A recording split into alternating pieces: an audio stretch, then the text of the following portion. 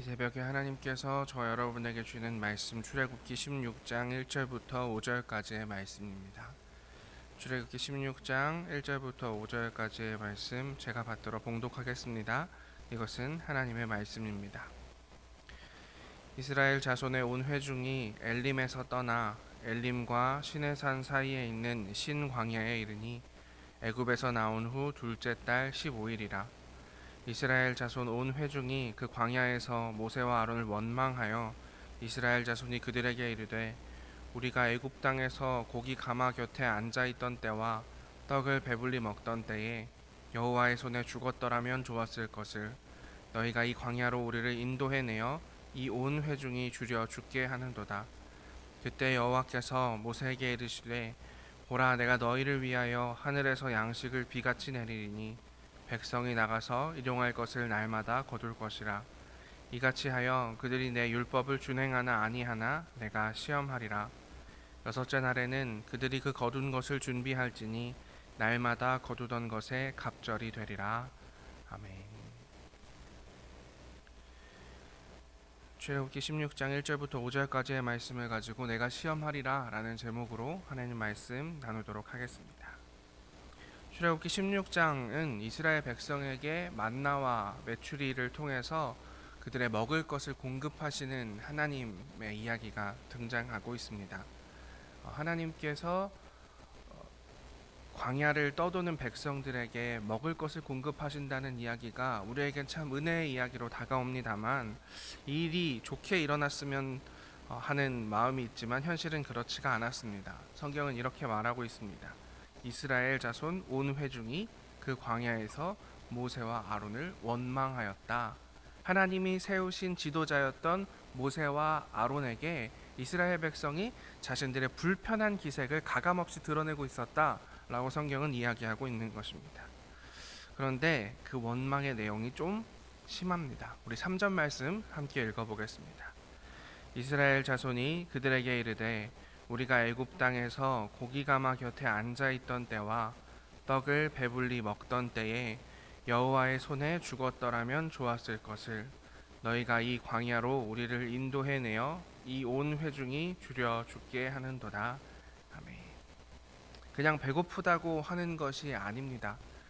되게 성경의 단어로 성경적 표현으로 되어 있어서 우리가 이 말이 얼마나 심각한 말인지 잘 모르는데 이런 이야기입니다. 우리가 애굽에서는 잘 먹고 살고 있었지 않았냐. 여기에 나오느니 하나님의 손에 죽었더라면. 이 말은 무슨 말이냐면 10가지 재앙이 이집트에서 엄청난 난리를 쳤을 때 그때 차라리 이집트 백성들처럼 거기에서 죽어버리는 게 훨씬 나았지. 우리가 이곳에 나와서 이 고생을 한다는 게 말이 되느냐라고 말하고 있습니다. 요즘 표현으로 하면 이스라엘 백성들이 선을 넘는 것처럼 보입니다. 그런데 더 큰 문제는 이 일이 언제 일어났느냐 하는 것입니다. 1절 말씀 함께 읽어보겠습니다. 이스라엘 자손의 온 회중이 엘림에서 떠나 엘림과 시내산 사이에 있는 신광야에 이르니 애굽에서 나온 후 둘째 달 15일이라. 언제라고 성경이 이야기하고 있습니까? 애굽에서 나온 지 2달 반이었다 라고 이야기하고 있습니다. 그러니 홍해 앞까지 걸어가는데 며칠이 걸렸다고 생각을 하더라도 2달 전에 홍해를 건너는 기적을 겪은 이스라엘 백성들입니다. 이집트의 최강의 군대도 자신들을 죽이지 못한다는 사실을 몸소 깨달은 지가 이제 채 2달이 되지 않았습니다. 그런데 그들이 이런 식의 원망을 하고 있다는 것입니다. 우리를 왜 끌고 나왔습니까? 차라리 하나님 손에 죽는 게 더 나았겠습니다. 이스라엘이 너무하다고 생각되시나요? 생각해보면 우리도 은혜를 쉽게 잊습니다. 나의 작은 아픔, 내가 겪는 작은 어려움, 그것 때문에 쉽게 하나님을 원망하고 때로는 선을 넘기도 합니다. 이스라엘 백성들의 변덕이 대단해서가 아니라 어쩌면 우리는 부족한 인간으로서 그러한 삶을 당연하게 받아들이고 있는 것은 아닌지 생각해 보았으면 좋겠습니다. 그래서 오늘 말씀을 통해서 하나님의 은혜를 기억하는 시간이 되었으면 좋겠습니다. 우리의 삶의 작은 아픔, 나의 손과 발을 아프게 하는 작은 아픔, 그것 때문에 혹시나 나를 구원하신 하나님의 은혜, 나를 위해서 위대한 것을 준비하신 그 하나님의 사랑, 그것을 잊고 살아가는 것은 아닌가. 이스라엘 백성들의 삶을 통해서 우리의 삶을 들여다보기를 원합니다. 원망하는 이들의 소리를 하나님께서 들으신 모양입니다. 하나님께서 모세에게 4절에 이렇게 말씀하십니다. 함께 읽겠습니다. 그때 여호와께서 모세에게 이르시되 보라, 내가 너희를 위하여 하늘에서 양식을 비같이 내리리니 백성이 나가서 일용할 것을 날마다 거둘 것이라. 이같이 하여 그들이 내 율법을 준행하나 아니하나 내가 시험하리라. 아멘. 하나님께서 양식을 비같이 내릴 것이라고 말씀하십니다. 놀라운 일입니다. 이런 복이 우리에게도 좀 있었으면 좋겠습니다. 그런데 우리가 집중해야 할 것은 하나님께서 양식을 비같이 내려주시겠다라는 것이 아닙니다. 하나님께서 이 일을 통해서 이스라엘 백성을 시험하겠다라고 말씀하신다는 사실입니다.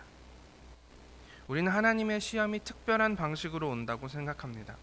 하지만 오늘 본문은 우리에게 하나님께서 시험하시는 방식에 대해서 말하고 있는데, 그것은 어떻게 먹고 사는가, 그것으로 하나님께서 우리를 시험하신다라고 이야기하고 계십니다.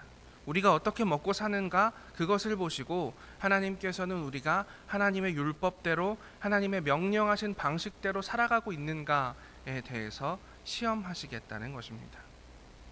그럼 어떻게 먹고 사는 것이 하나님의 시험을 통과할 수 있는, 하나님의 명령, 하나님의 율법대로 사는, 먹고 사는 일일까요? 두 가지로 살펴보도록 하겠습니다. 첫 번째, 일용할 양식을 거두고 욕심 부리지 않는 삶을 살아야 합니다.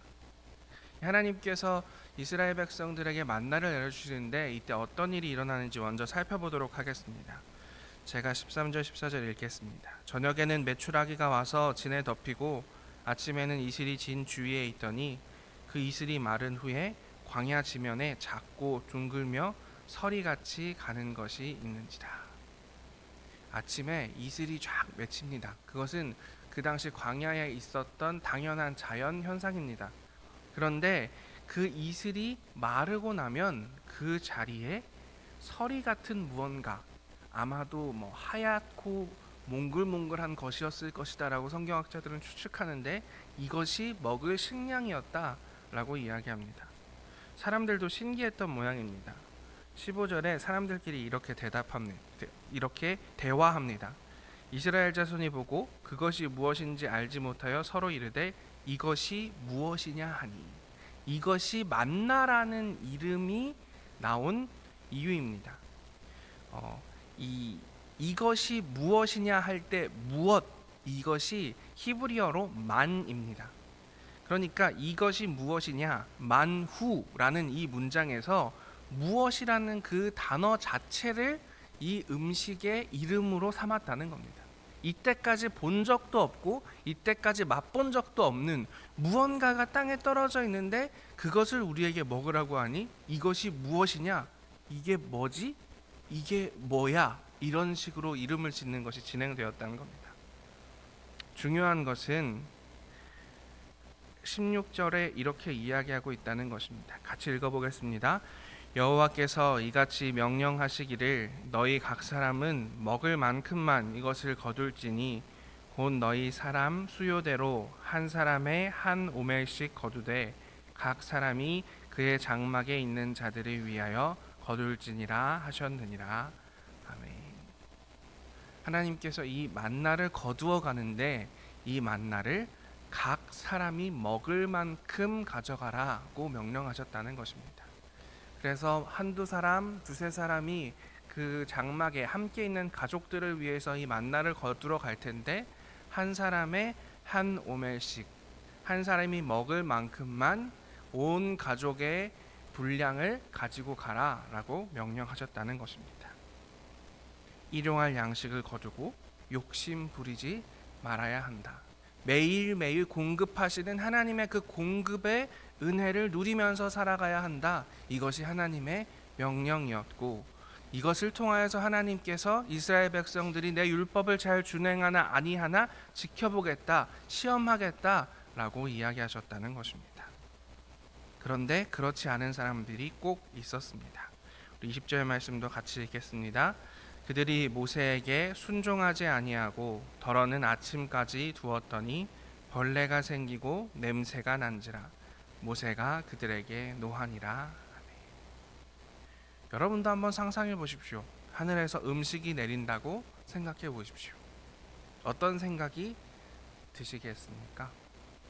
아마 우리들 중에 태반도 저장해 놔야지, 혹은 놔뒀다가 어디 팔아서 이익을 얻을 수 있지 않을까 생각할 수도 있었을 겁니다. 그런데 하나님은 말씀하시는 겁니다. 일용할 양식을 거두고 욕심 부리지 말라고 말입니다. 그뿐만이 아닙니다. 어떻게 먹고 살아야 할까? 두 번째, 안식일의 의미를 알고 거룩하게 지켜야 한다. 이것을 통해서 하나님께서 이스라엘 백성을 시험하십니다. 5절 말씀 제가 읽겠습니다. 여섯째 날에는 그들이 그 거둔 것을 준비할지니 날마다 거두던 것에 갑절이 되리라.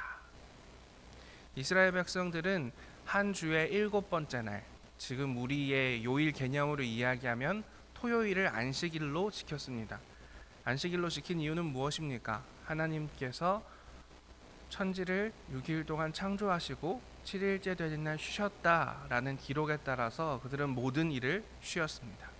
그러니 7일째 아침에는 그들은 만나를 거두는 일을 할 수 없었습니다. 쉬어야 하니까요. 그래서 6일째 되는 날에는 날마다 거두던 것의 갑절, 평일에 주일 월화수목에 거두던 것의 2배를 거두어서 그 다음 날까지 먹으라라는 것이 하나님의 명령이었습니다. 하나님께서 이렇게 말씀하십니다. 내일은 휴일이니 여호와께 거룩한 안식일이라.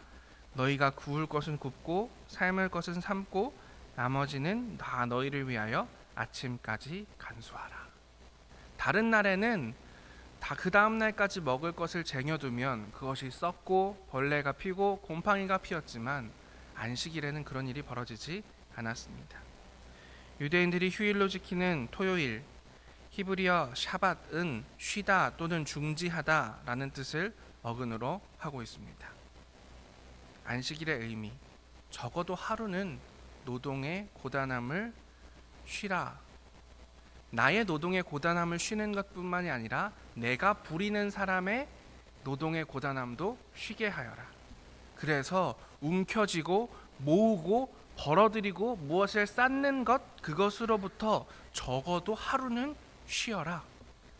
그리고 그 쉼을 통하여 하나님을 생각하라. 그것이 안식일의 의미였습니다. 이걸 제대로 이해하고 있는가? 평일 동안에는 계속해서 하나님께서 나에게 주실 일용할 양식을 구하고 그 양식을 얻어내기 위해서 열심히 노력하는 것, 그렇지만 욕심부리지 않고 다른 이들의 것을 빼앗지 않고 하나님께 의지하면서 살아가는 것으로 하나님께서 이스라엘 백성을 시험하시고, 안식일 쉬어야 하는 날에는 다른 이들의 노동도 쉬게 하며 너의 고단함도 쉬게 하며 움켜쥐는 것조차 쉬면서 하나님을 생각하는 것, 그것이 너희가 할 일이다. 그것이 너희가 먹고 사는 방법이어야 한다. 하나님께서는 만나와 메추라기를 통하여 이스라엘 백성들에게 이렇게 이야기하고 계시는 것입니다. 이스라엘 백성들만 하나님께서 먹고 사는 것으로 그들의 순종의 여부를 판단하시는 것은 아니라고 생각합니다. 오늘날 너무나 자연스럽게 자본을 향해 달려가는 우리들의 삶을 통하여서도 하나님께서는 먹고 사는 것으로 우리의 삶을 시험하시리라 생각합니다. 우리가 구해야 할 것은 무엇입니까? 안정적인 노후입니까? 어떻게 하면 한국에서 10%의 부자 안에 들 수 있을까? 그것이 우리가 구해야 하는 것입니까? 오늘 말씀은 이야기합니다. 일용할 양식을 구하여라. 하나님의 끊임없는 공급을 기대하여라. 너무 많이 움켜쥐려고 하지 말고 쉴 줄 알고 다른 이들을 쉴 줄 알게 만드는 그런 삶을 살아라. 그것이 내가 너희에게 명령하는 삶이다. 그것이 내가 너희에게 공급하는 삶이다. 하나님께서는 이야기하고 계십니다. 이러한 삶이 우리들의 삶 가운데 펼쳐지기를 기도합니다. 그래서 우리의 삶이 회복되고 우리 이웃들의 삶이 회복되고 우리가 살고 있는 세상이 회복되고 하나님의 공급으로 세상이 온전하여지는 하나님의 나라가 마침내 오게 될 줄 믿습니다.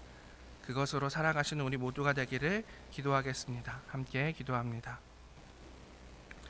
하나님, 만나와 메추라기를 통하여서 이스라엘을 공급하신 하나님, 그 공급 가운데 어떻게 먹고 사는가를 통하여 우리의 삶을 시험하겠다고 하나님께서 말씀하셨습니다.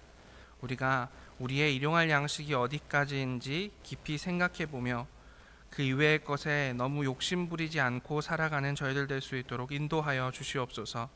그뿐만 아니라 안식일의 의미를 기억하면서 내 손에 움켜쥐기를, 다른 이들을 고단하게 하기를 단 하루라도 멈추는 쉼의 삶이 우리들 가운데 있을 수 있도록 또한 인도하여 주시옵소서. 그리하여 하나님의 은혜로 우리의 삶이 공급되어지는 놀라운 역사를 바라볼 수 있도록 인도하여 주시옵소서. 모든 말씀 예수님 이름으로 기도합니다. 아멘.